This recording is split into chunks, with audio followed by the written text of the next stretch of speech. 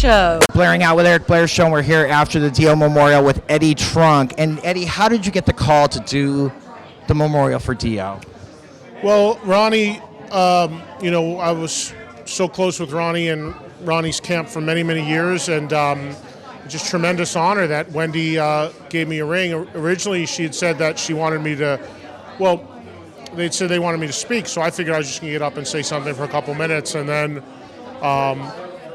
it had come down through her office that, no, they want you to actually kind of MC the whole thing. So, tremendous honor, and something I certainly obviously wish I didn't have to do, but since we did do it, we did it as best we could, and I think we sent them off in the best ways we could, Who came up with the idea of walking through Dio's career? I'm not sure. Wendy has a tremendous staff and worked with a number of people in her office that really put the whole program together. I can't take credit for the way it ran and any of that. I just came in and looked at what it was and interjected some ideas and my own thoughts along the way and kept it moving. And, one of the things that we tried to do too, once I saw what the program was and the layout, one of the things I had talked to Wendy about was that the last 2 days there were funerals and various private memorials, which obviously were very hard for everybody.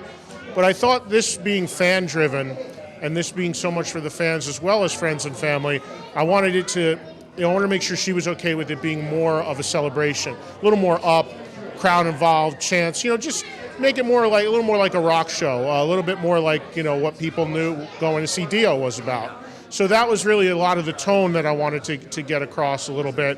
Obviously there were the tough moments, but I think it was important to celebrate them too.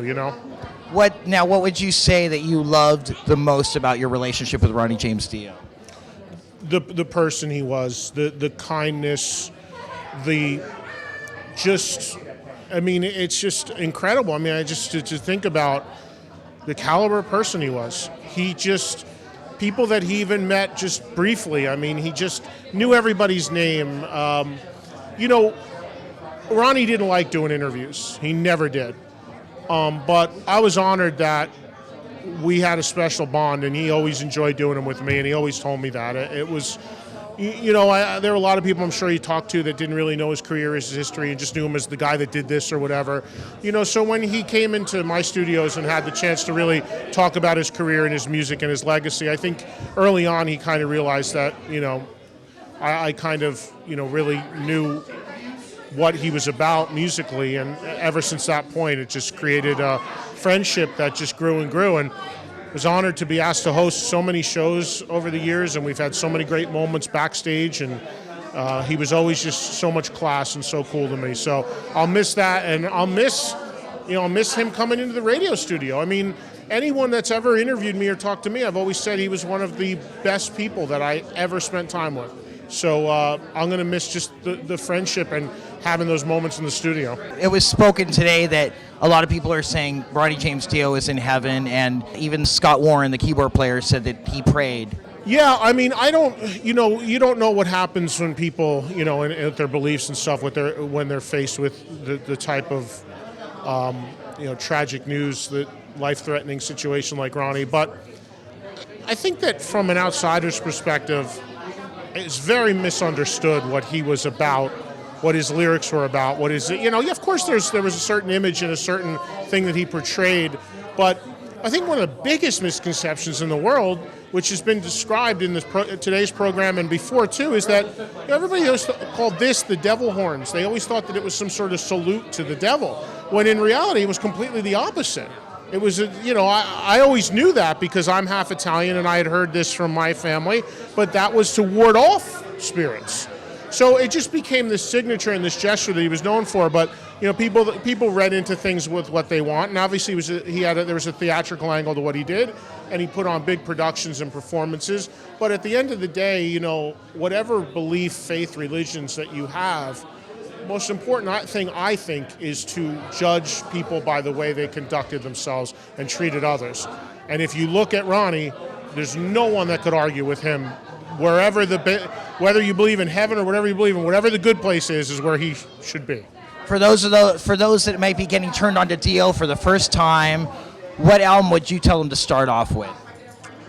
The first couple. Holy Diver and Last in Line. I mean, I think those are just brilliant records that still sound so good. You know, audio-wise, sound-wise, production-wise, they're still so punchy. They're so crisp. They still sound so good. But there are other albums along the way that I liked a lot. I think some of the stuff he did with Craig was great. I think some of the stuff he did with Doug Aldrich was great too. You know, Killing the Dragon and stuff like that. It was a total return to form for Dio. Yeah, and I think that you know, Ronnie I know personally was very, very fond of the Magica album, and it was a story that he wrote as a trilogy. Sadly, he only got to do one part of it, but I know he really wanted to finish that trilogy and really always loved Magica. So that was a special album for him. You had the inside track on what Dio was doing in the last 6 months. Are there any songs that he recorded for The Devil You Know with Heaven and Hell that were not released, and is there any stuff that's not released that we might be hearing in the future? No, actually, I spoke to Tony Iommi yesterday, and that was one of the first things I said to Tony. I said, you know, and Vinny also, I said, is there material, even from the last album, some songs that, you know, vocals were cut or that weren't finished or stuff that could make it as extra track? And they said no. They said in the case of the last album, every single thing they wrote and recorded made it onto the record. They didn't do anything extra. You know, he was working on the next part of Magica at the time he got sick. And there is one song from that called Electra that's floating around that is with Doug Aldrich. And to my knowledge, that, along with the track that he sang on for his cousin Rock on an upcoming solo album he has coming out, appropriately called Metal Will Never Die. And I think that, from my information I've gotten, is his last vocal performance. So that and Electra being the last thing from Dio. It's sad, but you know, Dio went out on a very high note.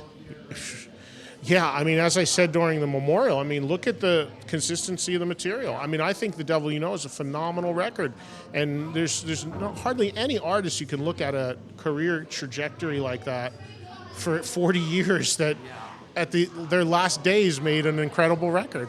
Very rare. Well, with that, Eddie Trunk, thank you so much for being on the Blaring Out with Eric Blair show. Thank you. Blaring Out with Eric Blair with Eddie Trunk at the Dio Memorial, signing off. The Blaring Out Show.